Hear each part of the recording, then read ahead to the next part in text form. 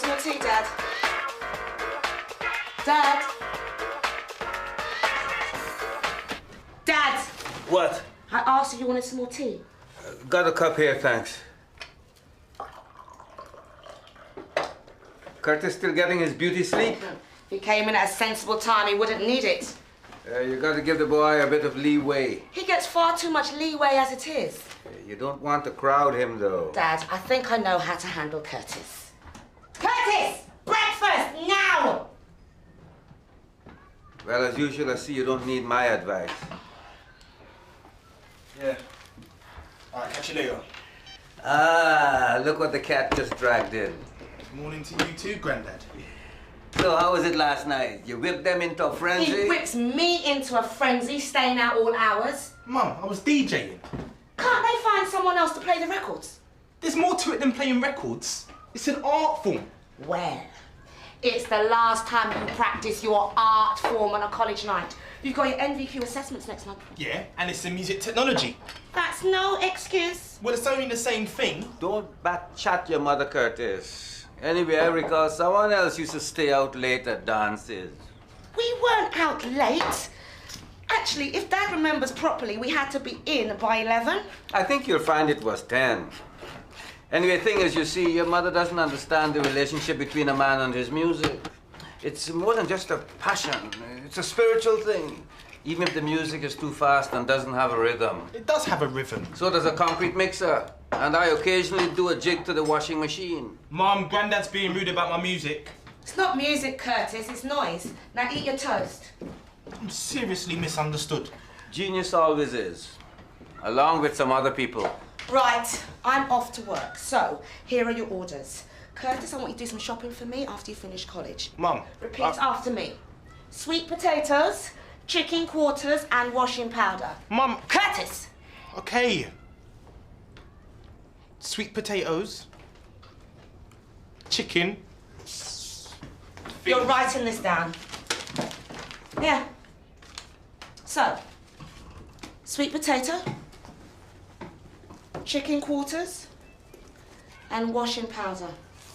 It forms part of that process where your clothes turn up in your wardrobe miraculously fresh and clean. Got it? Got it. Forget it at your peril. Now you're going to the doctor's. What do I want to go to the doctor's for? I've asked the practice nurse to have a look at your ears. What about my ears? It's your hearing, Dad. There's nothing wrong with my hearing. Grandad, you are getting a bit mutton Jeff. What? Death! Some kind of respect for a man to get in his house. It's not your house, it's mine. And you're going to the surgery now. Have you not got your phones? Okay, everyone clear on what they're doing? And remember, all excuses are unacceptable. In that case, I better get ready.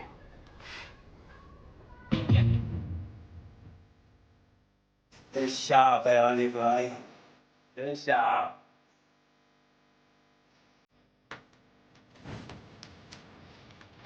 Grandad. Grandad. What's the matter? Too much harmony for you? Too much volume? Sure you're dressed enough for surgery? Just don't know style when you see it. We used to know how to dress in my day. Not like that ragamuffin attire you people prefer. Ragamuffin? Ragamuffin was 80s, Grandad. Really old, aren't you? You're as old as you feel, boy. As old as you feel.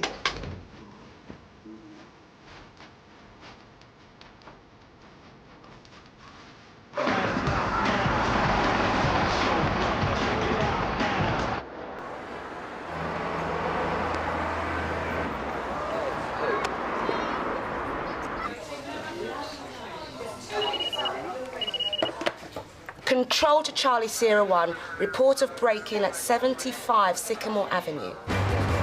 Copy Charlie Sierra 1. Logged, you're en route.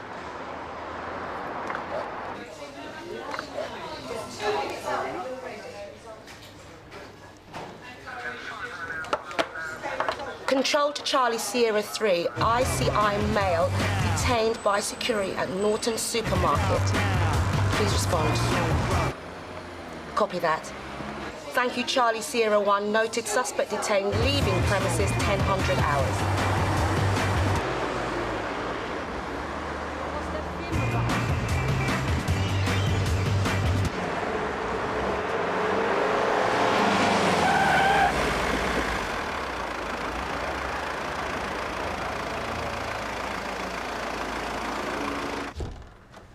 My ears, syringed. Apparently your daughter did say something about it on the phone. She also wants you to have a proper checkup at the same time. That girl of mine, way beyond taking a liberty. She says that you've been missing things lately. Yes, my privacy in the main. I think she means missing things in conversation, that you're becoming a bit hard of hearing. Well, everybody in my family talks so quickly. Job to hear them sometimes. So you do find yourself straining to hear what people are saying? Mr. Hooper? Hmm? I was just wondering when it is exactly you're having trouble hearing people. You can hear me clearly now. Sure I can. And how about now? Sorry? It's easier when you can see people's lips, isn't it? Might be. There's nothing to be ashamed of. Who said I was ashamed? Sorry. It's just that I know it must be difficult. Say when there's more than one person in the room. You know, your daughter might have something. It could just be a build-up of wax. Although it is common for there to be some natural hearing loss with age. Age? Just because I've been around for a few years, everyone thinks I'm falling apart. But that's really not the case, Mr. Hooper. In fact, I think you look very good for your age. You think?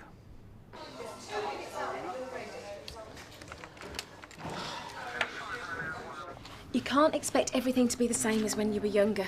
You have to make some allowance for age. I don't want to make any allowance. Why should I? I feel pretty good. Bright as I was when I was 18. I know a lot more now than I knew then, though. I'm sure you do. Is that I want people to treat me still like I was 18. I don't think you can expect that. I mean, I want them to see me as a man and not as some wayward infant. Who sees you like that? My daughter, Marlene. On the one hand, you're as old as Methuselah. On the other, you're some child whose every move has to be checked. Oh, come on, you're exaggerating. Exaggerating? Let me tell you, how would you like to be monitored all the time, eh? Having someone checking you out, making sure you're doing as you're told. Mr. Hooper? Interrupting you all the time when you're trying to get on with your business. Mr. Hooper, is that your phone? Phone? It's my daughter, Marlene. Dad, Marlene, What do you want? are you at the surgery? Of course I'm at the surgery. Where else would I be? Put the nurse on. What do you want to speak to her for? Dad, just put her on. It's for you. Oh. A Faith Walker? Oh, are you the nurse at Riverside? Yes, I am. Good, so he is there then. Your father, yes, he is. Now look, don't let him charm you out of giving him the full range of tests. He's going deaf and he needs help. You will sort that out, won't you? Of course. Thanks. Sorry to interrupt. No problem. Likes to keep in touch, doesn't she? If she could afford it, she'd have me tracked by satellite. I'm sure she's not that bad. Listen, she's the dispatcher at the police station. And if you want to know why those patrol cars go so fast, it's because they've got Marlene shouting at them. Well, I better do as I'm told in that case. Okay. Well, I can't see any extra build-up of wax. So perhaps Marlene isn't right all the time. Maybe not. Mr. Hooper, you didn't hear your mobile phone ringing before, did you? Well, it was all the way over there in my... No. Is it high-pitched sounds that you're having the most trouble with? Yes. If I'm wearing my jacket, I can feel the phone vibrating. And what about deeper sounds? Bass sounds, you mean? We get a lot of that in our house from my grandson, Curtis. He's a DJ, you know. Bass sounds, yeah. Well, they're muffled, dull. And the rooms with lots of people becomes a sea of sound. A murky sea. I'm going deaf, aren't I? Well, you have to see one of the doctors for a diagnosis. but it's probably a condition called presbyocusis. What? You mean I got some kind of disease?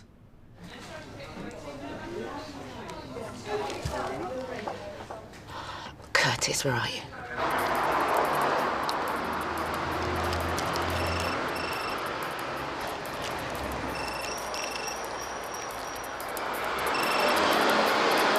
How you doing, Mum? Curtis, where are you? Well, You're not at college, are you? I can hear traffic. I'm on a break. Curtis, you haven't had enough time to get there yet. It's project week, Mum. I'm on flexi time. Flexi time. Curtis, you couldn't lie if you were paid. Now get to college. But, Mum... And don't forget the shopping on your way home. I am on flexi time.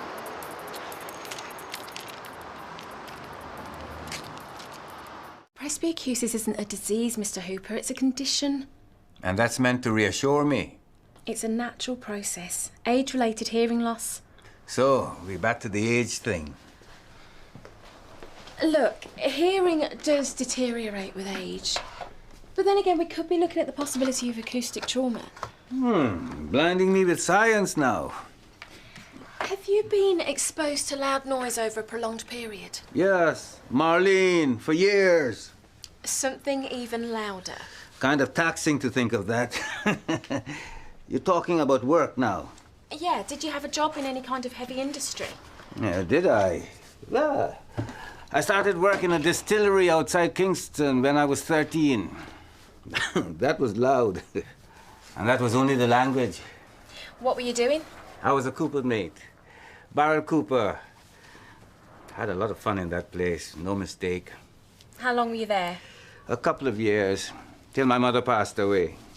Oh, I'm sorry. Oh, it was a long time ago. She took ill one night and died a few days after. Scarlet fever. I wasn't living at home at the time. But you're only 15. Often had words with my mother. She didn't like me being out after work. Frightened I'd get mixed up with the wrong crowd. There were gangs in Kingston, even in those far-off days. Looking back, she was right. I knew it all. Could have easily been misled. Curtis, my grandson, is the same. You know? But you're always your mother's son. For some mothers, it's hard to let go. They worry. I know these days there's plenty to worry about. But at the same time, you've got to let them go bit by bit. That's what I try to tell Marlene. If you're on and on at them all the time, you might push them away completely. But if you let them go bit by bit, well then, they'll always come back. Does Curtis's father think the same? The vanishing man, you mean? He left when Curtis was 5. Hurt Marlene bad. She never bothered with no one since. So Curtis used to spend a lot of time with me. We play games, go for walks, come to the allotment with me. I was the only man who could grow Scotch bonnet peppers in the West Midlands. He'd eat the curly kale raw and then get a bad stomach. Then I'd be in trouble. Glad we had those times together. Neither of us had much times with our fathers. What happened to your father? He died when I was 5. Killed in an accident. The distillery wasn't my first job. I had to support my mother and sisters. When my mother died, I decided to come over here. More money to be earned, you see, so more money to be sent back home. You were young to emigrate. Well, there were plenty like me. Looked old for my age, mind you, unlike now. Added a few years to the documentation just to be on the safe side. So my official age will always be a mystery. I wish mine could. I thought a woman's official age was always a mystery. Yeah, well, that's just an excuse that men make when they forget our birthdays. Not all men forget, you know. There are some that are more attentive than that. Anyway, so 15 years old. I packed a cardboard suitcase and boarded the old Empire Windrush. You were on the Windrush? Yeah. One of the select band, eh? Can't be plenty of us left. First time at sea, too. Couple of hours out, and I was feeling a mite queasy. Still, I was headed for the land of milk and honey, the motherland, and the heart of the empire, bounteous life on the other side, the promised land. And when we docked, I ended up in a foundry. Sign on the outside. Laborers wanted, long hours, bad pay, terrible conditions. And they meant it. Never expected that. Expected something else. You see, I was good with my hands. I should have been a sculptor in an earlier life, maybe. But it was good, and it was work. By that time, I'd also found somewhere to live. That hadn't been easy either. You can walk along the streets and see the signs. No blacks, no Irish. And you know, the hardest thing of all was feeling unwanted. We never expected that. We expected to be welcomed. My parents said the same. They said they wanted to turn round and go back home. But then, there's always idiots. Yeah, that's one production line never stops rolling. Never had anything like that at the foundry, though, nor at the car plant. You worked at Leatherbridge car plant? Only for most of my working life. My Uncle Danny worked there. Danny who? Walker? Danny Walker? Hey, fancy that. Danny Walker. Did you know him? Of course. We played cricket on the factory cricket team. Good bowler, Danny. Quickie, real seamer. You don't want to face a delivery from him if you could help it. Danny Walker. What's he doing now? Oh, well, he went to work in London, engineering. Saved up for years, bought himself a house back in Dominica for his retirement. And then he'd only been out there a year when he had a heart attack. He's gone? No, not another one. Sometimes you feel like the last man standing. Your Uncle Danny, we fell out big time once, you know. Over what? A woman, of course. What else? Typical. Hey, she was worth it. Vera Hayward worked in the canteen at the car plant. Everybody fancied her, and I mean everybody. Quite a few asked her out, but she blew them off. Now, Danny bided his time, but so did I. And? It was at one of the dances we used to have Saturday nights. Lovely dances. And the music. Oh, one of the boys had a cousin working the ships between Kingston and Liverpool. He used to bring the dance hall records across. Now, Vera never normally used to come. But this night, one of the girls persuaded her. She looked gorgeous. Your Uncle Danny was a fine-looking man, you know. And he knew it. Did so. You always look sharp. Threw a bit of money on the tailoring. Now, we were stood at the bar next to each other, me and Danny, and both looking at Vera. You see her? He said, I'm taking her home tonight. And off he goes crossing the dance floor towards her. No, she already turned down offers of dances from a couple of other guys. But I was worried about Danny. Danny never got turned down. So, Danny reaches her and I could see him asking her for a dance. And she accepted. And they looked good together as they danced. I thought to myself, well, that was it. Ernie boy, you should have asked her first. Then that record came to an end, and I can see Vera thanking Danny for the dance. And she went back to her seat. Old Danny comes back to the bar, obviously a bit put out. Playing for time, he said. Only a matter of time. First opportunity, I was across the dance floor myself. Boy, was I nervous. Then another record started, and I asked her to dance. Great song, Here I Stand, Justin Hines and the Dominoes. Here I stand, all alone in this lonely room, looking for someone to call my own.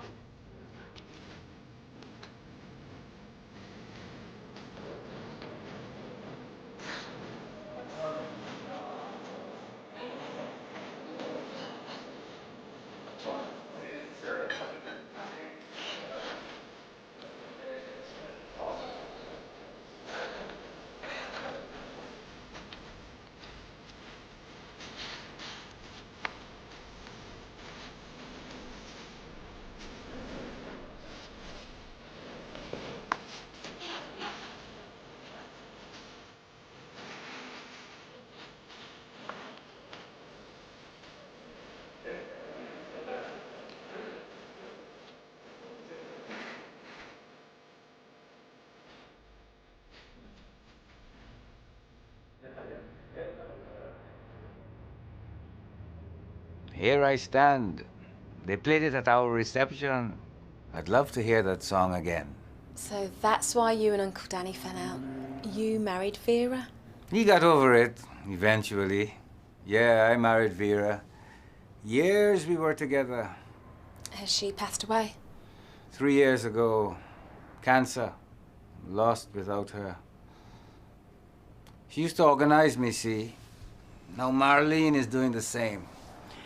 But she's a bit more nagging than her mother. Mind you, I could be a little stubborn myself.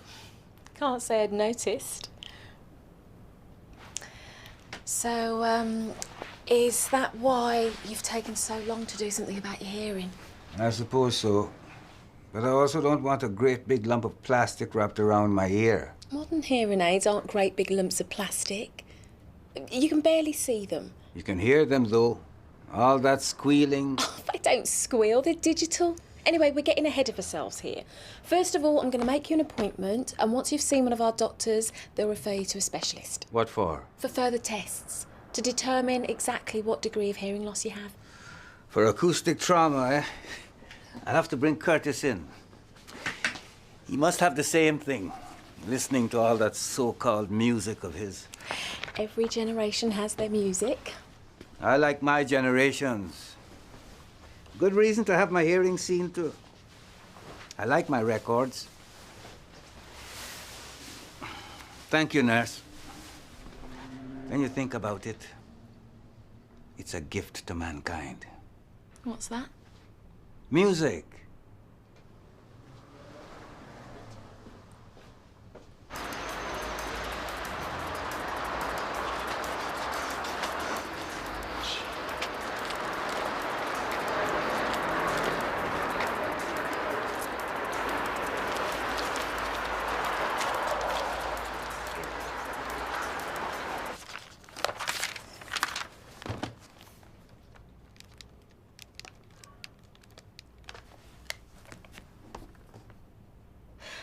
Oh, hi, is that Final Vinyl? Listen, I'm looking for a record.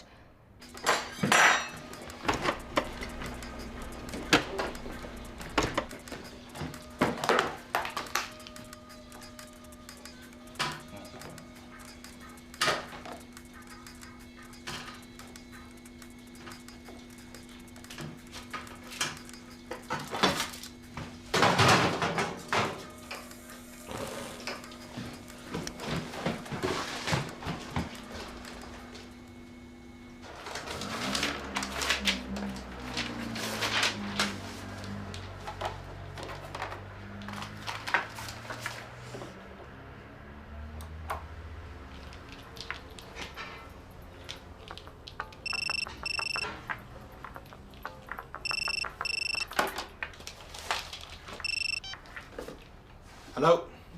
I'm on my way. I'll be there in 5. You've got to hear it.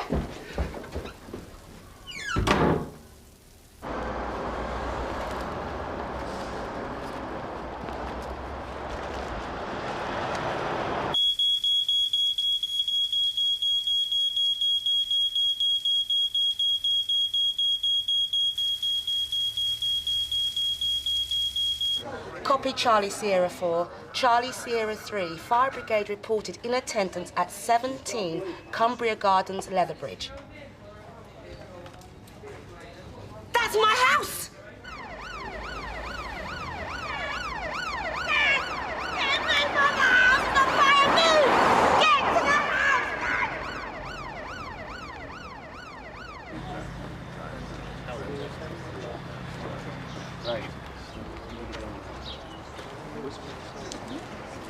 Curtis!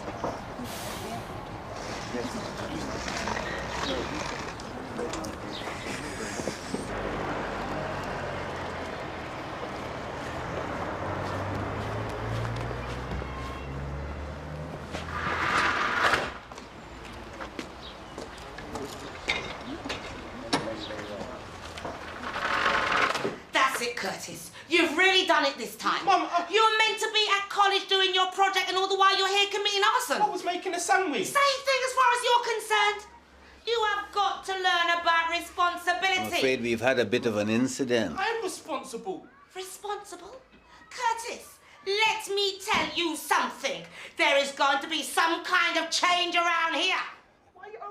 I think Curtis might be getting some of that acoustic trauma. Certainly sounds like it. So to what do I owe this pleasure? Come to make sure I keep my appointment. That would be a reason, but I've come to give you this. A gift? A memory.